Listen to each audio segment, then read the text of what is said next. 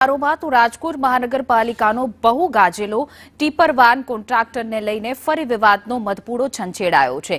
1100 કરોડના tipper van કોન્ટ્રાક્ટના ટેન્ડરમાં municipal commissioner રાતોરાત સહી કરી જતા રહ્યા હોવાની ચર્ચા ઉઠી છે।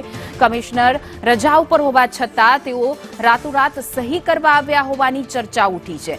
જો કે પહેલાથી જ વિવાદમાં આવેલા ટીપર વાન કોન્ટ્રાક્ટને લઈને ખૂબ ભાજપના કોર્પોરેટરે પણ સવાલો ઉઠાવ્યા હતા। હવે જ્યારે આ વિવાદે ફરી માથું ઉચક્યું છે ત્યારે વિરોધ પક્ષ કોંગ્રેસના નેતા વશરામ સાગઠિયાએ પણ આ મામલે ઝંપલાવ્યું છે।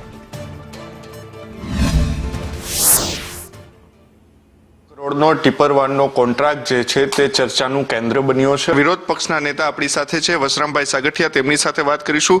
વશરામભાઈ, આખી ઘટનાને કઈ રીતે જોઈ રહ્યા છો? ક્યાંક એવું સાંભળવા મળ્યું છે કે રાજકોટ મહાનગરપાલિકાના રજા ઉપર ગયેલ કમિશનર શ્રી દેસાઈ સાહેબ રાજકોટમાં આંટો મારવાના બહાને આવી ક્યાંક ને ક્યાંક તેમનો ભાગ બટાઈ બાકી છે લઈ અને જતા રહ્યા છે તો સાઇન કરીએ છીએ, એમનામ તો સાઇન નહીં કરી હોય। એટલે મારો સીધો સવાલ એ છે કે જે થયું તે જો સિગ્નેચર કરીએ છીએ તો આગામી દિવસોમાં આપણને જાણ પણ મળશે। મેં રાજકોટ મહાનગરપાલિકાના નાયબ કમિશનરને 18/11ના રોજ પત્ર લખ્યો છે।